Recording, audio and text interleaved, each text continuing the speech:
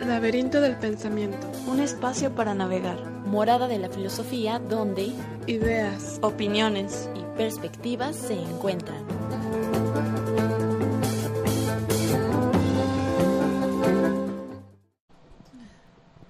¿Qué tal? Bienvenidos al Laberinto del Pensamiento, un espacio para navegar. El día de hoy estamos aquí Cintia Santana y Yasmín Vargas. Así ya no hay pierde. Agradecemos a Jacobo Monraz por apoyarnos en los controles, a Mate Editorial y a La Rueda Cartonera por hacer posible este programa. El día de hoy estamos regalando un libro que se llama Desigualdad Social y Equidad en Salud, Perspectivas Internacionales, que es coordinado por el Cuerpo de Académicos del CUCS, de la Universidad de Guadalajara. Para participar por él pueden anotarse escribiendo su nombre completo en la transmisión en vivo que estamos haciendo en este momento en Facebook, o mandarnos un WhatsApp al 33 13 11 35 50. También nos pueden marcar por si quieren hacer ahí algún comentario, alguna opinión, una duda que tengan. Y ¿dónde más? Acabamos de subir una publicación también. Ahí también pueden anotarse, poner su nombre completo y listo, estarán participando. Bueno, pues el día de hoy vamos a hablar del mejoramiento tradicional contra modificación genética. Y principalmente vamos a estar hablando de los transgénicos. Ya en programas anteriores habíamos tenido como invitado a Mulet y él nos desarrolló el tema y nos explicó muchas cuestiones y nos abordamos esta polémica en torno a los transgénicos. Pero Blanca Arellano, que es nuestra invitada del día de hoy, nos dijo, escuchó el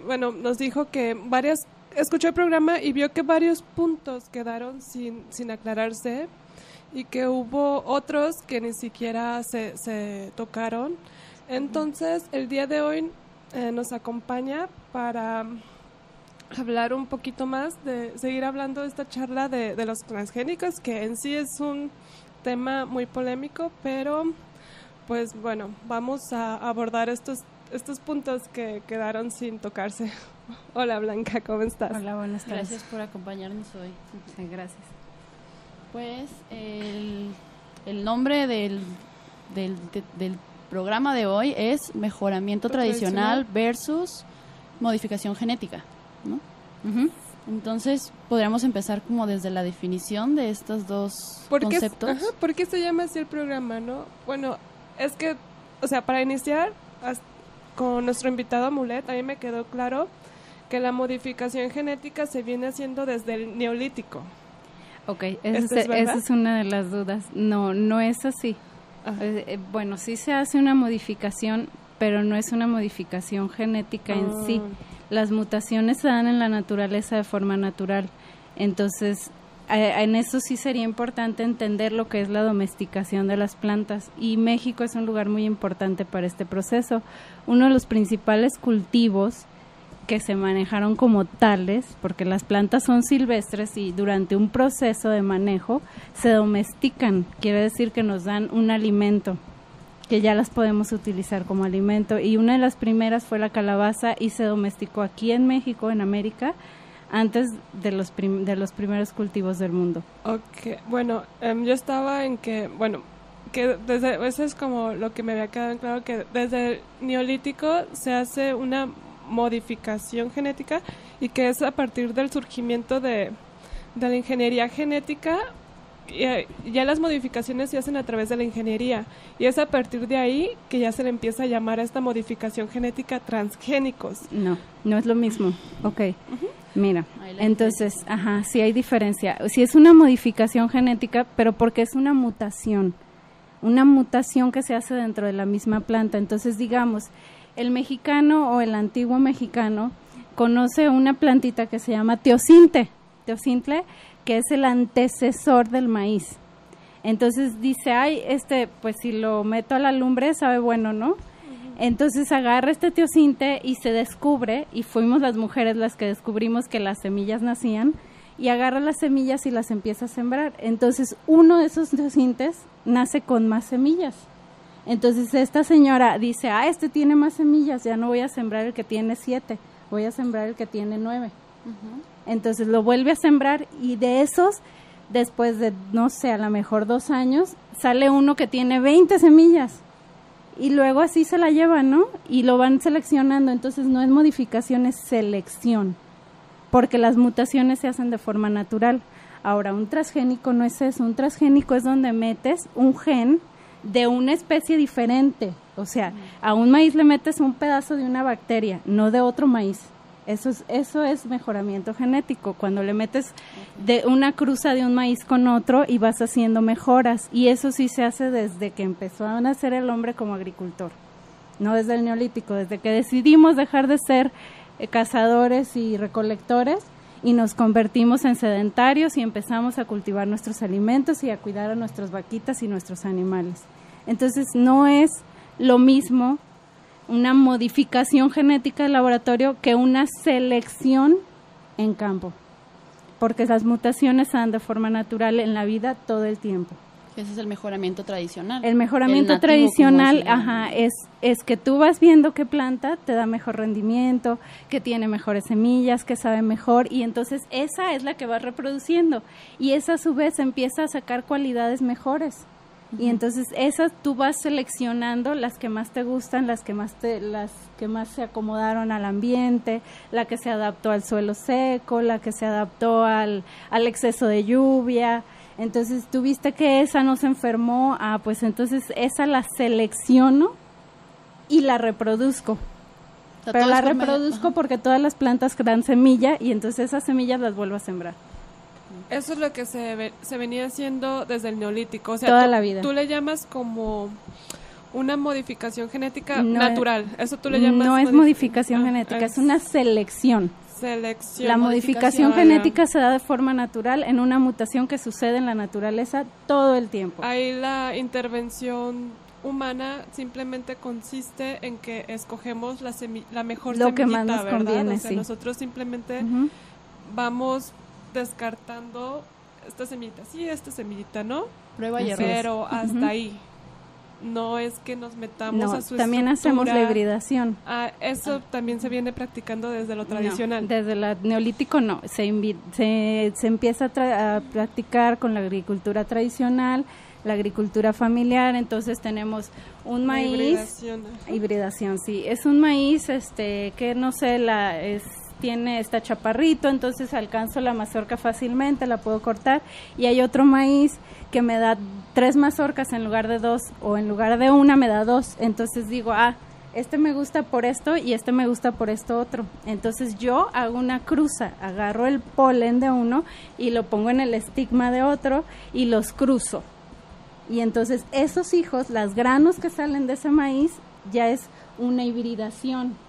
Entonces, que ya sigue las leyes de la genética. Entonces la selección, la hibridación entrarían entre la categoría de métodos tradicionales. Exactamente. Métodos tradicionales de cultivo. Sí. Ok. Y entonces, ¿en qué hay otros métodos tradicionales de cultivo que no se consideran transgénicos? Está, por ejemplo, la clonación, una clonación. Nosotros hemos oído siempre a las abuelitas que dicen, ay, ¿me regalas un podito o un codito? ¿A poco no las han oído? A su mamá que va con la vecina, ¿me regalas un codito de esta planta? Entonces, eso es agarrar un pedacito de la planta, sembrarlo, y esa planta va a sacar raíces, y ese es un clon exactamente igual de la original de donde salió. Y esto también ha existido toda la vida. Hay también estos son esquejes, los acodos, que son cuando, por ejemplo, hay plantas como la fresa que sacan una plantita, y si esa plantita toca el suelo, saca raíces. Y también es una especie de clon. Ok. Todavía en esas modificaciones no se habla de transgénicos, ni nace todavía la polémica en torno a los transgénicos, ni todo el pavor, y que te salen cáncer y te produce enfermedades, y todavía no. Es nada más hasta la entrada de los transgénicos que nace la polémica, los miedos, las sospechas de enfermedades. Ok, aquí vamos a ver entonces qué es un transgénico. Sí. Okay. Es que un transgénico involucra la entrada de un gen diferente a su especie, a su familia a veces y hasta su reino, porque le meten de bacterias. Las bacterias son de un reino y las plantas son de otro, entonces no son parientes ni lo más cercano, nada que ver. Entonces agarran un gen de una bacteria y se lo meten al maíz.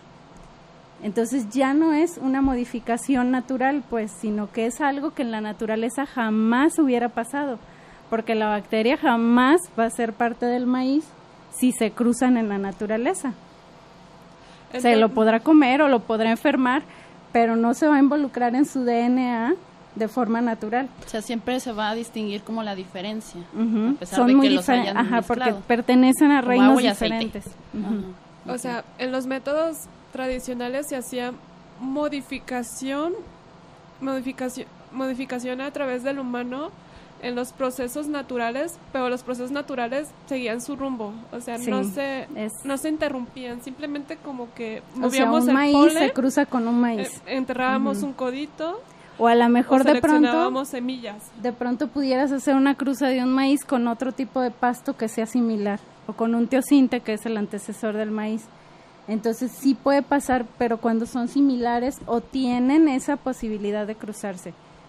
Pero es lo que la naturaleza permite. Entonces una bacteria jamás va a meterse al DNA del maíz por sí sola. Entonces aquí la ingeniería genética, bueno, los transgénicos ya implementan nuevos procesos que en la naturaleza no existirían de no ser por la intervención del humano. Anteriormente esos procesos seguían su propio rumbo, o sea, por eso tú le llamas métodos naturales, porque había un proceso natural que se respetaba, y ahora con la ingeniería genética se crea un nuevo proceso que en la naturaleza por sí misma no haya creado, que no existía. Exacto, así es. Y no existiría nunca, porque de hecho los hacen en laboratorio. No hay forma de hacer un transgénico en el campo, tiene que ser en laboratorio. Y luego del laboratorio sacan semillas y las llevan al campo. O sea, es como obligar a las especies a que a fuerza se mezclen, pues, ¿no? Especies que nunca se hayan mezclado de otra manera, a no ser por intervención del humano. Sí, porque no pertenecen ni siquiera al mismo reino. Entonces la diferencia como fundamental entre mejoramiento tradicional y modificación genética es que el mejoramiento tradicional es meramente natural. O sea, son estas mutaciones que se van dando de forma natural, ¿no? O sea, sin intervención del humano. De pronto pudieran ser forzadas porque nosotros quisimos que esos dos se cruzaran, pero son una cruza puede natural. Darse por ellos mismos. Si los hubiera sembrado ahí de chiripada juntos, se hubieran cruzado. ¿Y la modificación genética es meramente en laboratorio? Tiene que ser en laboratorio. Creo que ya entendí cuál es la diferencia del asunto del meollo, que en el mejoramiento tradicional sí se hacen modificaciones con la intervención del humano, pero estas mismas modificaciones pudieron haberse sucedido en la naturaleza por sí mismas, que por el aire, que por procesos naturales hay la posibilidad de que naturalmente se haya llegado a esa modificación. Aquí cuando entra la ingeniería genética y se empiezan a crear los transgénicos, este tipo de modificaciones no hay la posibilidad de que por sí mismas se hayan dado en la naturaleza. Jamás se darían. Ya, creo que hasta ahí está claro, ¿verdad? Sí. Te quisiera preguntar entonces, ¿cuál es el objetivo de los transgénicos? ¿Por qué surgen? Pero, ¿qué te parece si vamos a la primera pausa musical? Y ya como en el desarrollo, ir ya hablando más sobre los transgénicos, ¿no? Bien. Ok, nada más para recordarles que estamos regalando el libro Desigualdad Social y Equidad en Salud, que es coordinado por el CUCS, el Centro Universitario de Ciencias de la Salud de la Universidad de Guadalajara. Pueden mandarnos un WhatsApp al 33 13 11 35 50 para anotarse, escribir su nombre completo en la transmisión en vivo o comentar la publicación que acabamos de subir al Facebook y ya estarán participando. Al final del programa decimos quién se lo ganó. Enseguida regresamos. ¿Qué tal? Ya estamos de regreso aquí en Laberinto del Pensamiento con nuestra invitada Blanca Arellano, hablando sobre el mejoramiento tradicional versus la modificación genética. Y bueno, quedó pendiente antes de ir a la pausa musical hablar como un poco más de los transgénicos, pero antes de eso me gustaría que Blanca nos hiciera como una aclaración de, ahorita utilizaste el término teocinte. Sí, teocinte. Entonces, para que nos expliques más o menos qué es el teocinte, porque pareció que fue como lo que estaba antes del maíz, como el gen original o algo así. Entonces, ¿podrías como explicarlo?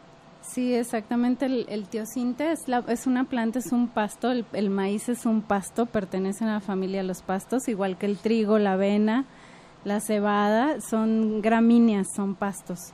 El teocinte es un pasto chiquito con una espiguita que tiene como 2 hileras y son más o menos como 10 semillas, 5 semillas de cada lado o 4, algo así. Y el teocinte nace en México y el lugar donde se encuentra de forma natural es en México, y uno de los fuentes de los lugares como reservas naturales está aquí en Jalisco precisamente, que es la sierra de, ¿cómo se llama? Ay, se me fue el nombre. Pero es aquí en Jalisco, y México es un centro de origen porque aquí nació el maíz. El maíz sale de esa selección que estuvimos hablando, de no 10 años, de no 50 años, de cientos o miles de años de selecciones que fueron haciendo los hombres y las mujeres antiguos para generar este maíz grande que ahora conocemos. Sí, o sea, aquí en México tenemos la semilla de donde se origina el maíz, y eso es una importancia cultural, ¿no? Exactamente, sí. Y pues, bueno, está como este grupo de personas que dice, ok, el teocinte, respetarlo, cuidarlo como el origen de nuestro maíz por cuestiones culturales, pero no es productivo. No es productivo, pero alimentar a un gran número de personas, y hacen burla de eso, ¿no? De que quieren seguir sembrando una semilla orgánica en el que no haya modificación genética por la ingeniería civil, por esta mera cuestión de que pues es orgánica, ¿no? O sea, es el origen del maíz, como si por ser el origen eso le adjudicara un tipo de superioridad, de un valor superior, que desde un ámbito cultural sí, o sea, es de cuidarse y valorarse. Y Molet nos comentaba que México acordó que por lo mismo, para no perder esta semilla originaria con un gran valor cultural, prohibió que se cultivara maíz transgénico. Esto nos llevó a que lo que se producía con el maíz de origen no satisfaciera las necesidades, o sea, las necesidades alimentarias de México, y México se vio en la necesidad, a final de cuentas, exportar maíz de Estados Unidos. Y ahí lo que comentaba Mulet, pues sí, o sea, ahí el principal beneficiario de esa prohibición del maíz transgénico en México pues fue Trump, ¿no? Y pues cuáles son las consecuencias económicas que México está afrontando por sí cuidar un valor cultural, que es esta semilla de origen del maíz, pero cuáles son las consecuencias en la vida de los campesinos, ¿no? De que pues aquí se están generando menos empleos porque la producción es menor. En el sentido alimentario, México está quedando insatisfecho. Nos vemos en la necesidad de exportar el maíz más caro, está costando más. Entonces, como, ay, caray, ¿no habría otro método mejor para conservar esta semilla originaria? Que bien, yo no sé hasta dónde está con el desarrollo de la tecnología, pues a lo mejor hay un medio de conservar esta semilla originaria sin causar problemas en la economía de México.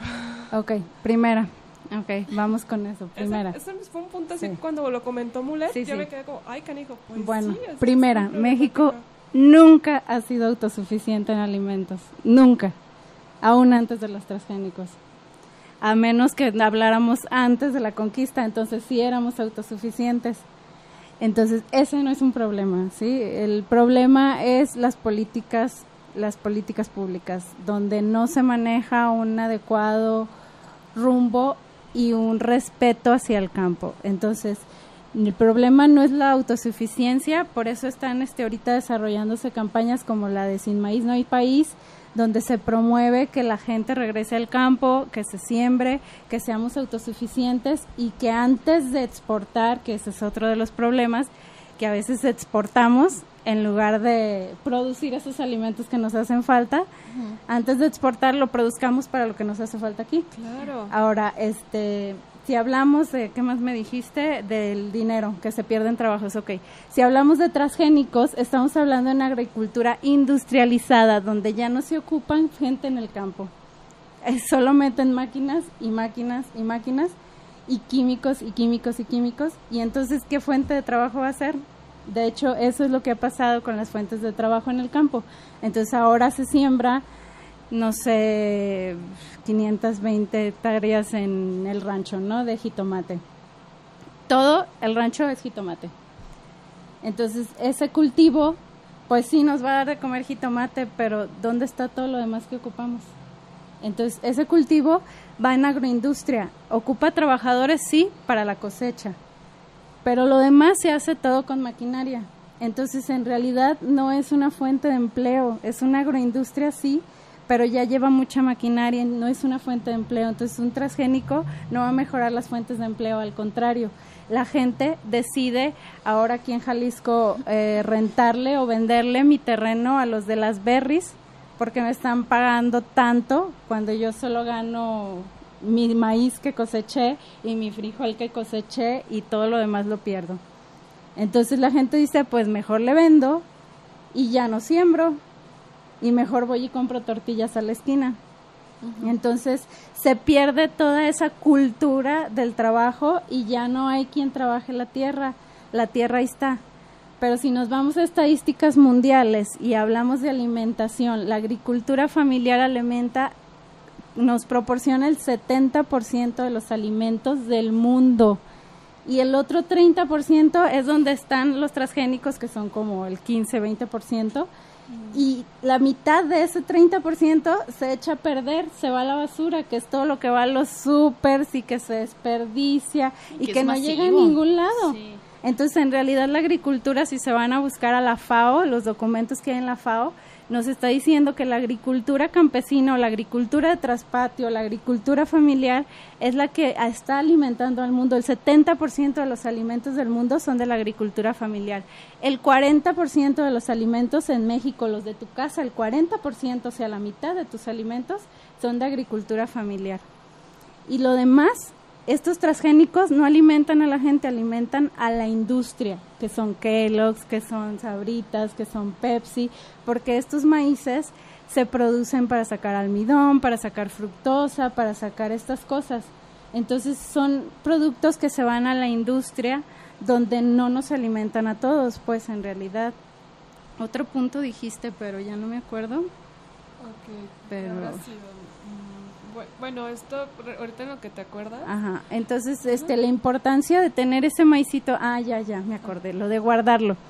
Entonces sí, hay tecnologías para guardarlo, pero no sé si oyeron una noticia hace poco, como unos 2 años, había una gran caja fuerte donde tenían todas las semillas y los genes del mundo guardados en el polo, y como ya se está derritiendo, se hundió. Y olvídenlos, ahí quedaron. Se perdieron. Entonces sí, o sea, sí hay tecnologías para guardarlos, pero se ocupa tener tanto frío, y ahorita con el calentamiento global generado principalmente por la agroindustria, que es el principal contaminante en el mundo, se derriten los polos, ya no hay suficiente frío para guardarlos, sí. Entonces la mejor forma de guardar una semilla, ¿sabes cuál es? Sembrándola. Siempre, si quieres guardar y conservar una semilla, siémbrala. De otro modo no la vas a poder guardar. Nada más me quedé pensando en esto de que dices que México nunca ha sido autosuficiente. O sea, porque lo que yo señalaba, que con la prohibición del maíz transgénico aquí en México nos obligaba a importar maíz de Estados Unidos. Uh-huh. Entonces tú dices que México nunca ha sido autosuficiente, pero pues aquí viene desde la cuestión, revolución industrial con el maíz, usando la maíz de origen, que no es la transgénica, nos hace menos autosuficiente. Y si tuviéramos un maíz transgénico, seríamos más autosuficientes. Aquí el problema que tú comentas es la cuestión de los empleos, de que si dices que en la industria ya no se ocupa mano de obra más que personas que cultiven, pues bueno, ahí sí. Es que para ser autosuficientes no necesitamos transgénicos, necesitamos organizar nuestra producción. México es autosuficiente en la producción de cebolla, pero importamos cebolla. ¿Por qué? Porque toda la cebolla que se siembra en México sale en la misma temporada, entonces en esa época del año tenemos exceso de cebolla y la mandamos a Estados Unidos. Pero el resto del año que no tenemos cebolla, ellos nos mandan a nosotros. Entonces no somos autosuficientes por eso, y el transgénico, en Estados Unidos hay datos del señor Benbrook del 2012, un estudio, y el señor Gordon Sherman, donde ya probaron que los transgénicos no aumentaron la producción, y lo único que probaron que aumentaron fue el consumo de plaguicidas, y la producción fue igual. Entonces, en México la producción de maíz no es suficiente porque no estamos programando los cultivos que necesitamos.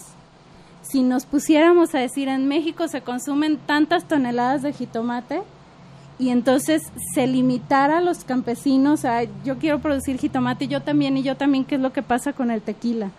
Entonces, si todos producimos jitomate, pues sí, ya llegamos al tope de jitomate y tenemos que mandar ese jitomate a otro lado.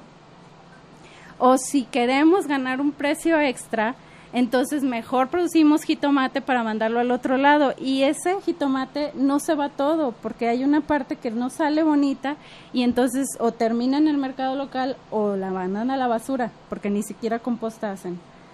Entonces no es que no podamos ser autosuficientes, sí podamos ser autosuficientes, pero tendríamos que regular, serían políticas de Estado que regulen las cantidades a producir de cada cosa.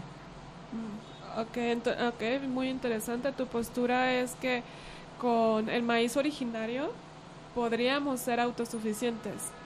Eso es interesante. Y otro punto que tocas muy polémico, bueno, hasta donde yo sabía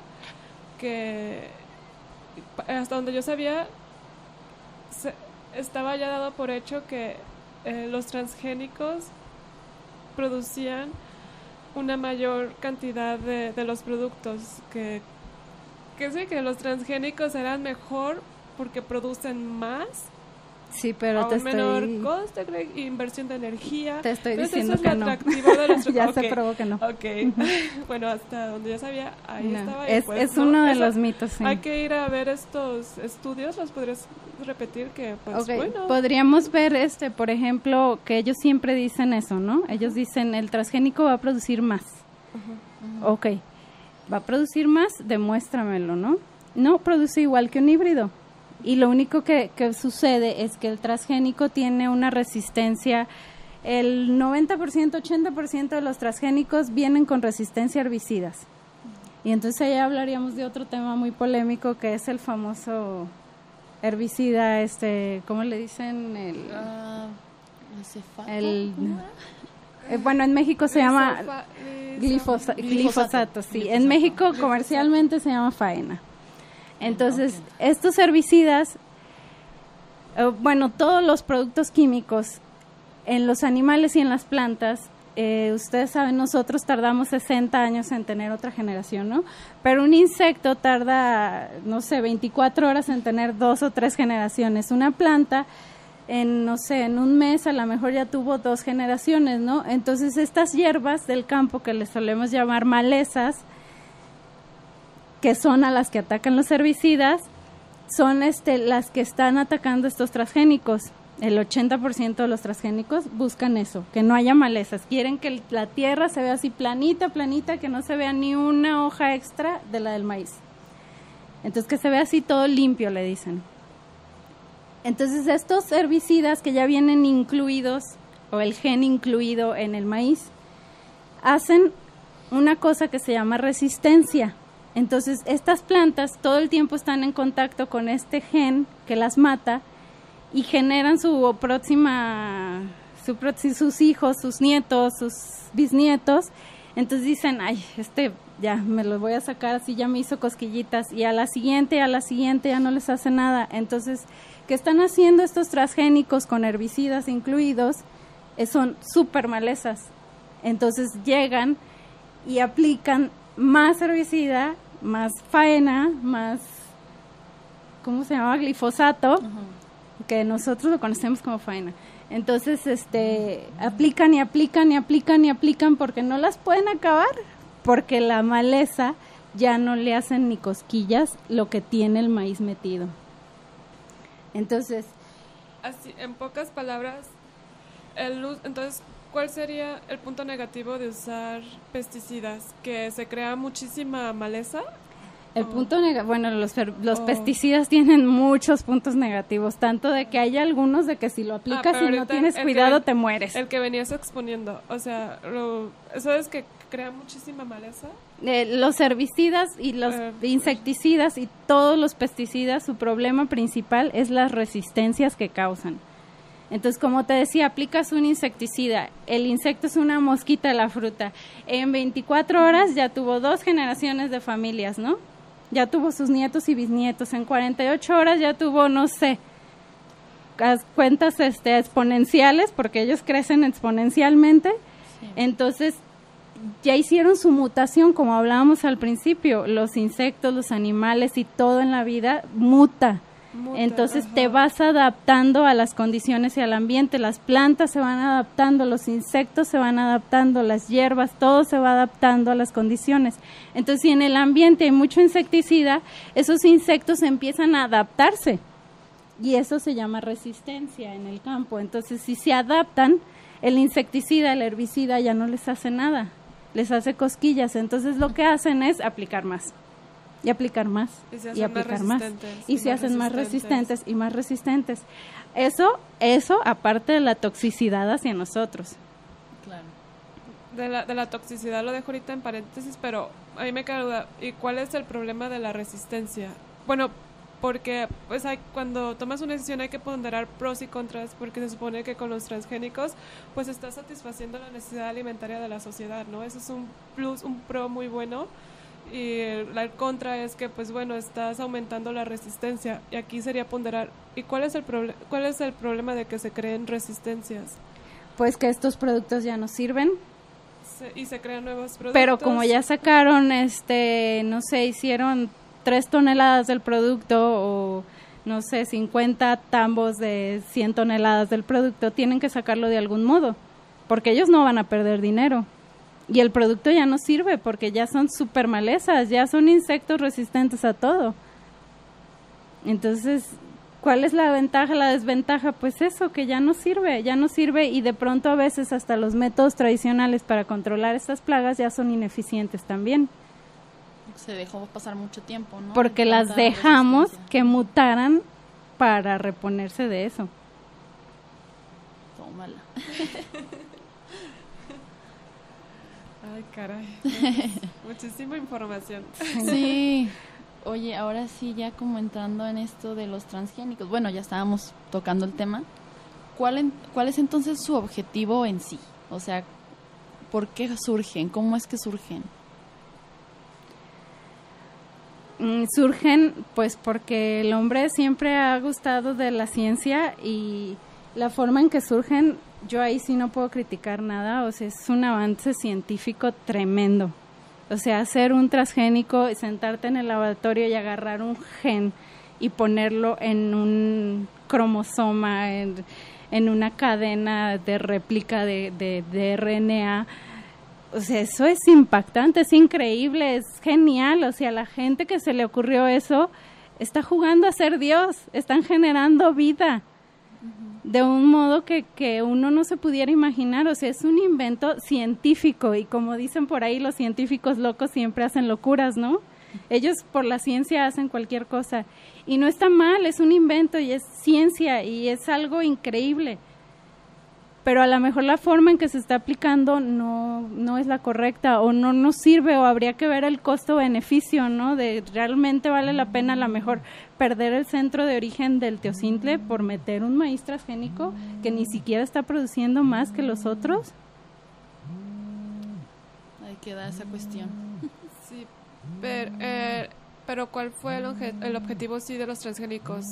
Satisfacer la necesidad alimentaria de la sociedad. O sea, bueno, porque ¿qué venían buscando los ingenieros al producir los transgénicos? ¿Qué se pretendían? La verdad no sé qué pretendían. Yo pienso que lo inventaron de chiripazo, como todos los inventos surgen en la vida. Ellos dicen que los transgénicos van a aliviar el hambre en el mundo. Uh-huh. ¿Sí? Sí, ellos dicen que los transgénicos van a aumentar la producción, por eso mismo, porque van a aliviar el hambre en el mundo. ¿Qué otra cosa? Cuando aumentan la producción, alivian el hambre, vienen unidas uno con el otro, sí. ¿Verdad? ¿Qué otra cosa dicen? Que son más baratos de producir porque no ocupas tantos insumos. ¿Y eso no es verdad? Entonces, si las plagas se hacen resistentes, porque hay un transgénico que lleva BT, el BT es un Bacillus thuringiensis. Este Bacillus thuringiensis es una bacteria.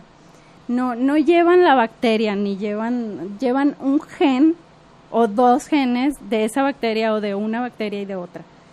En general casi usan bacterias y hay otras cuantas cosas, pero casi todos están hechos con bacterias. Entonces por ahí te dicen, yo he ido a pláticas donde te dicen, bueno, es que le vamos a meter el antivirus, o sea, una vacuna a un plátano y el niño se va a comer el plátano y va a llevar con él la vacuna porque ya se comió el plátano. Entonces sí, o sea, si lo piensas de ese modo, pues te lo pintan bien bonito, pero el caso es que realmente funcione, ¿no? Y aparte las consecuencias biológicas que tiene esto, porque pues el plátano se va a cruzar con otro plátano y al rato a lo mejor vas a generar resistencia de un virus también, y los virus son más fuertes, o sea, van a ser más virulentos, más graves, y al rato vamos a tener otra plaga, otra peste negra. Eso ya no estamos metiendo en otro tema, ¿verdad? Eso son las cuestiones de las medicinas, pero en las cuestiones es que son las cosas que ellos dicen que pueden servir. Pero en la cuestión alimentaria, ¿cuál es? ¿Tú dirías que los transgénicos son negativos en la cuestión alimentaria? Pues yo no puedo decir que sí o que no, pero lo que sí digo es que hay lugares donde no se deben sembrar y ahí sí hay que estudiarlos muy bien, porque ya hay estudios que dicen que se han reportado problemas de salud por consumo de estos, que ya lo manejan en que son en cuestiones estadísticas son muy marcados, pues que sí tienen una correlación de efecto-causa. Fíjate que yo vi ese argumento en que localidades han reportado problemas neurológicos, estomacales, de cáncer, en lugares donde se hace un uso abusivo de los pesticidas, como en el San Salvador del Río, en Brasil. Eso se lo comenté a Argentina. Mulet. Ese fue mi argumento, ¿no? De que, oye, Mulet, pero pues tenemos casos sospechosos, ¿no? Que nos hacen pensar que realmente los transgénicos son negativos. Y me dijo, a ver, Yasmín, ¿en cuántas localidades? Primero que nada, no hay estudios científicos que comprueben que por usar el uso abusivo de los pesticidas se crean enfermedades, no los hay. Ahora, si nos vamos a ver en cuántas localidades se usan los pesticidas, son muchas localidades en Brasil. ¿Por qué nomás en esa localidad está presentando problemas? A lo mejor hay otros factores. Entonces ahí yo me quedé así como, ok. No sé qué más. Ok, bueno, también eso tendría que ver el hecho de que estamos muy apartados del campo y entonces no entendemos, los mexicanos, no entendemos de dónde vienen nuestros alimentos, no entendemos lo importante que es saber cómo se produjeron nuestros alimentos. Entonces, el hecho de informarnos, que era lo que platicábamos la otra vez que vine, informarnos, saber de dónde vienen nuestros alimentos, entender por qué se producen, cómo se producen, nos ayuda como consumidores a exigir otras cosas. Entonces también nos ayuda a entender qué es lo que está pasando. Sí puede haber otros factores detonantes de la causa.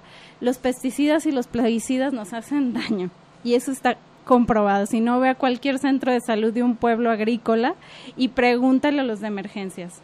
O sea, ahí seguido les llega la gente enferma porque aplicaron pesticidas y no se cubrieron, no se protegieron. El otro día fui a una huerta y un señor nos comentaba cómo fue que empezó a producir orgánico y dijo, es que me dieron un pesticida en un tambo, 2 tambos, me dijeron, aplícalo en el sistema de riego, cierra bien y corres y te sales, porque si te quedas adentro te mueres. Entonces, está comprobadísimo que los pesticidas hacen daño. No es cosa de que no existan estudios, existen miles y miles de estudios. La cosa aquí es los transgénicos, sí. Los estudios de los transgénicos no son, no nos dicen con certeza si hacen o no hacen daño, y hay mucha controversia porque hay, los que les dicen que los pseudocientíficos y luego los científicos pagados, y entonces no sabemos ni a quién creerle. Lo mejor es informarnos y entender las razones. Por ejemplo, yo no consumo soya porque sé que el 90% de la soya del mundo es transgénica. Entonces, por más vegetariana que fuera, que yo no soy vegetariana, prefiero no consumir soya, a menos que sepa de dónde viene. Híjole, pues todo esto sí está muy revoltoso, hay demasiadas posturas, está como la postura de Mulet que dice, no hay ningún fundamento racional ni estudio científico para tener miedo de los transgénicos. Ahora tú que nos presentas esta otra parte de que no hay de hecho de los transgénicos. Ni siquiera se ha demostrado que con el uso de transgénicos aumenta la producción de productos de cultivos, así como, wow, eso no lo sabía. Entonces ahí hay un punto nodal, ¿no? De definir primero que nada bien de que, ok, porque la estrellita de los transgénicos es que aumentan la producción alimentaria y ahora resulta que no. No, y luego la Organización Mundial de la Salud y la FAO nos dicen que el 70% de los alimentos vienen de la agricultura campesina, que no lleva, bueno, híbridos puede ser que sí, pero no lleva transgénicos para nada. Sí. Y del 70% de nuestra alimentación viene de ahí. Quiere decir que ¿dónde están los transgénicos? ¿No que iban a cubrir el hambre? Aquí está tu postura de que no, los transgénicos sí hacen daño, son malos, ¿no? Para la salud, incluso para las medicinas. Yo no dije eso. Perdón, que no puedes decir que es sí o sí no. Ok, corrígeme. Sí, no. Los transgénicos no tienen estudios concluyentes y esa es una de las partes de las quejas de las organizaciones, de las ONGs, que dicen, no existe un estudio concluyente, entonces, ¿cómo me lo sacas a comer? Entonces, la queja es, etiquétamelo, dime, esto tiene transgénicos y yo decidiré si lo compro o no. Sí, pero me confundí porque sabes que me quedé pensando en el ejemplo que me compartiste de este señor que usaba transgénicos y que cuando los iba a aplicar dijeron, no, eran pesticidas. Pesticidas, perdón. Pues es una aplicación de los transgénicos. No, nada que ver. Los pesticidas son las cosas que aplicamos para quitar hierbas o animales o cosas que nos estorban en la producción agrícola.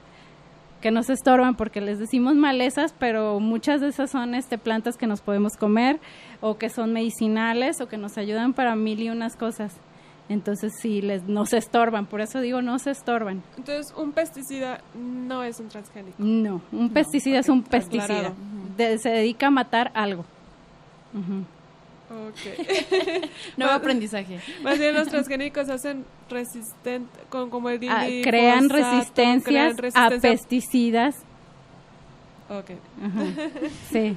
Ahí entra nuestra responsabilidad como ciudadanos de investigar, o sea, sí, ahorita en estos meses hemos visto 2 posturas, pues, pero ahí entra nuestra responsabilidad de, pues, saber qué son, pues, todos estos términos, ¿no? De dónde proviene la comida, no sé, hay muchas cosas que informarme que yo, la verdad, ignoro bastante de este tema. Sí, es que es un tema muy complejo, muchos términos y... Eso sería importante. Sí debería ser fundamental saber, o sea, cultura general, pues, ¿no? O sea, estamos hablando de alimentación, de lo que te mantiene vivo todos los días. Eso sería importante, como dice aquel meme ese de que cuántas veces vas al banco y cuántas veces comes en el día. Entonces, ¿a quién le tienes que agradecer? ¿Cuántas veces comes en el día? Mínimo 3, ¿no? O los que no tienen comida, bueno, comerán una. Entonces, hay que tratar de valorar ese trabajo y, por ejemplo, tenemos en México esa asociación, bueno, que es un grupo más bien como de asociaciones, que se llama Sin Maíz No Hay País. Ahí hay muchísimos estudios y reportes de lo que pasa en México y ellos apoyan otras causas como la de Pon a México en tu boca, que se trata de revalorar estos cultivos, por ejemplo, las malezas, que no son malezas, que son alimentarias, como los quelites, que saben muy buenos, pero hemos perdido la cultura de comerlos. Y son valores culturales que se van perdiendo por apropiarnos de otros valores, como de ir a por una hamburguesa en lugar de comernos un taco de quelites, ¿no? O los mismos maíces, ahora está de moda, pero el revalorar los maíces criollos de colores que siempre existieron, que los indígenas han conservado, que las comunidades han conservado. Estos maíces son muy buenos, cada uno según el color tiene distintos nutrientes. O una cultura de la comida que teníamos en México, que era la tortilla, el chile y el jitomate, y el chile nos daba anticuerpos, el jitomate vitaminas, el maíz ya nixtamalizado nos da calcio y nos da carbohidratos. Y el mexicano no estaba enfermo, comía carne, sí, de vez en cuando se comían su guajolote, o se comían sus insectos, sus proteínas, sus fuentes de proteína. Los quelites tienen muchas proteínas, y los mexicanos no eran anémicos ni sufrían hambre y eran autosuficientes. Entonces, ¿dónde se queda toda esta cultura? Y esto es lo que promueven las ONGs y lo que se busca al cuidar estos genes como el del teosinte, es conservar estas fuentes culturales también de la alimentación. Ay, caray. Sí. Bueno, con el maíz originario, la cultura mayas, por eso se extinguió, ¿no? Porque no pudieron saciar sus necesidades alimentarias por la cuestión del maíz originario, ¿no? Eso fue lo que nos compartió Mulet cuando los mayas, aquí en el programa. Sí, dicen que se extinguieron, y sí, no se extinguieron realmente, sino que hay en Chiapas y que hay en Yucatán y que hay en Quintana Roo, hay mayas. Entonces, de que se extinguieron, no se extinguieron, se desplazaron. Ciertamente acabaron con su ecosistema. No fue tanto que no les ajustara el maíz, eso no es cierto. Ellos acababan con sus recursos y se iban a otro lado, como los elefantes. Se acababan lo que había y se iban a otro lado. ¿Sí? No es tanto que no les ajustara el maíz. En realidad los indígenas eran autosuficientes en sus alimentos. Sí, ahí sí, pues digo, habría que preguntarle a un arqueólogo, pero no se extinguieron, que ahí están en Chiapas y ahí están las comunidades, sí. O sea, no se extinguieron. Sí acabaron con sus recursos y mudaron de ciudades en ciudades y se fueron a otras. Pues ya nos quedan 5 minutos para finalizar el programa. Se nos fue rapidísimo. Ya ni siquiera pusimos la segunda pausa musical. Pero bueno, nada más como ¿cómo se le llama? La organización del programa, el protocolo. El reto semanal. Pues sí, pusimos el reto semanal número 15, que preguntamos qué es el cultivo. No sé, como que tenían ganas de poner GIFs o imágenes, muchachos, ¿qué les pasó? Ni una palabrita ni nada. Pusieron ahí nada más Eduardo Torres y Rodolfo, como unos GIFs de los Simpsons y así. Pero a ver, ya que nadie básicamente respondió esto, ¿qué nos puedes decir tú, Blanca? ¿Qué es el cultivo? Bueno, ustedes que son filósofas, creo, ¿no? ¿Qué es cultivar? Estudiantes de filosofía. Cultivar, yo, fíjate, más allá de pensarlo como en este contexto que estamos hablando como de la tierra y todo eso, el cultivar, yo utilizo esa palabra, pero como para cultivar conocimiento de la chingada. ¿Cultivar qué? Como o sea, como cultivarte a ti, como enriquecerte. Ok, ¿y por qué dices eso? ¿Cómo? ¿Por qué dices que cultivar para ti es enriquecerte? Porque está alimentándote, ya sea intelectualmente, emocionalmente, estás adquiriendo nuevo conocimiento. Sí. Que nada más te aclaro, Blanca, que no porque seamos estudiantes de filosofía somos un diccionario. Pero no, claro, pero es el concepto que ustedes tienen. De temas y nos tenemos que especializar en uno de los miles y eso va a ser nuestra rama, no porque seamos filósofos. Entiendo perfectamente, ¿verdad? Yo tampoco soy un diccionario andando, pero tú entiendes ese término porque es un término muy conocido, ¿no? Entonces lo entiendes como que te hace enriquecerte, ya sea culturalmente, de otro modo. Entonces cultivar la tierra pues es enriquecerla también. Claro, sí, pues de ahí viene. Ajá, entonces tratar de cultivar es no solo sacar de ahí, sino darle a la tierra, al alimento, a nosotros mismos. Doy y recibo. Cultivar es como, tú lo estás manejando en el sentido de dar algo, ¿no? A la tierra. enriquecer. Enriquecer, sí. Yo lo entiendo, habría que cuidar el diccionario, seguramente, yo lo entiendo así, cultivar como cuidar, ¿no? Estar ahí al tanto. También. Que estás tratando de lograr un proceso de crecimiento que implica una constancia en tus atenciones a eso que quieres lograr. Yo entiendo cultivar en ese pues sentido. Exactamente eso es, y si nos vamos al campo, que la palabra cultivar nace de sembrar plantas, de cuidar las plantas, es exactamente lo mismo, es enriquecerla, es tener constancia, es cuidarla, es amarla, ¿no?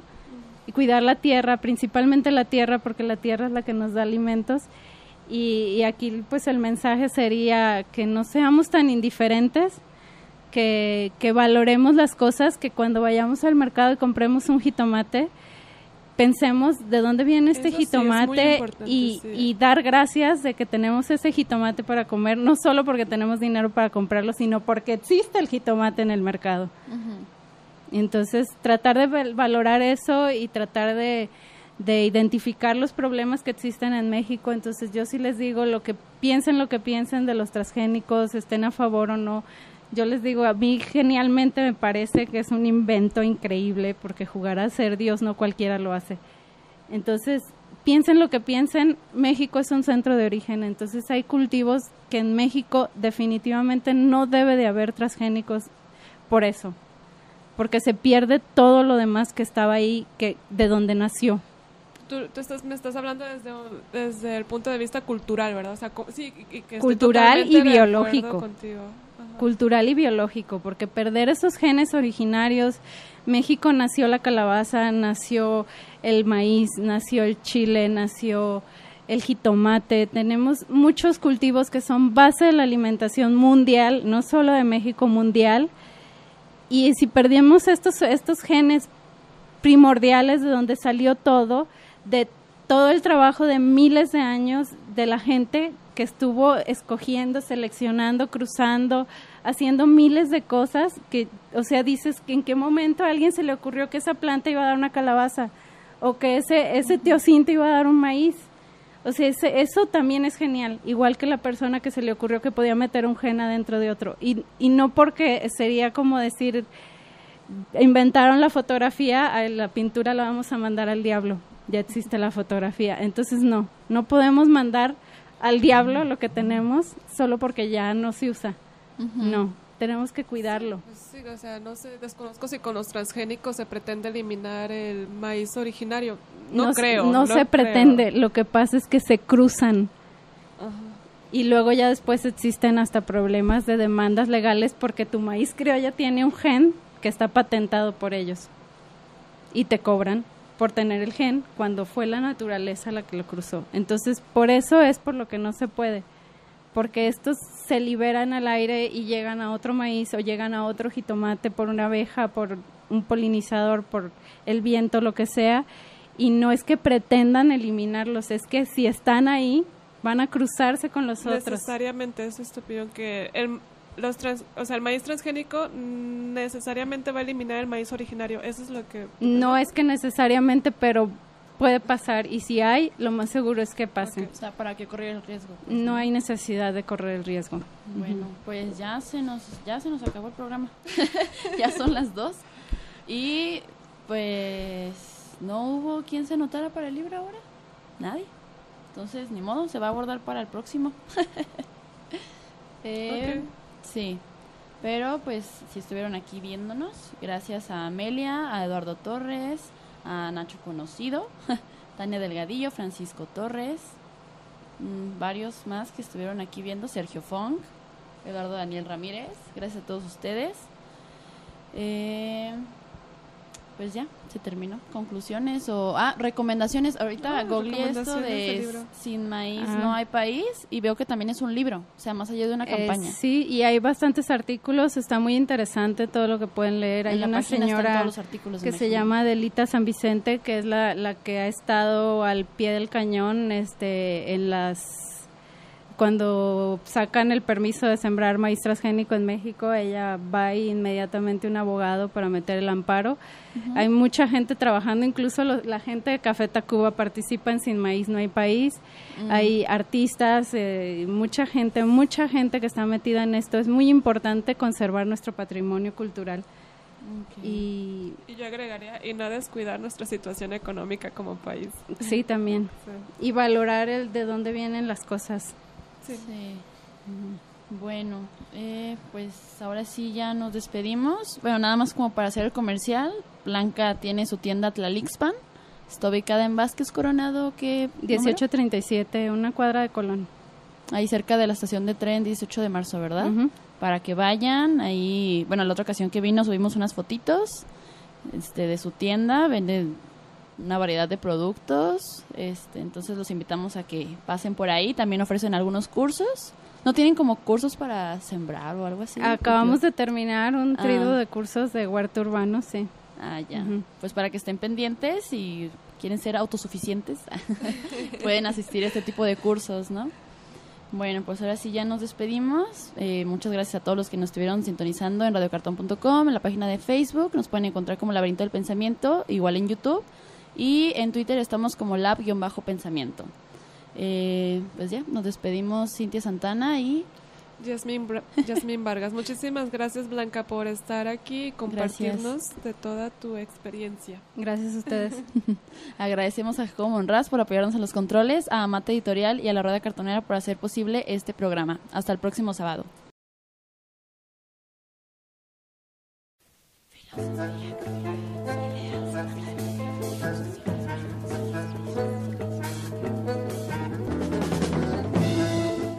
Laberinto del Pensamiento. Un espacio para navegar. Morada de la filosofía donde ideas, opiniones y perspectivas se encuentran.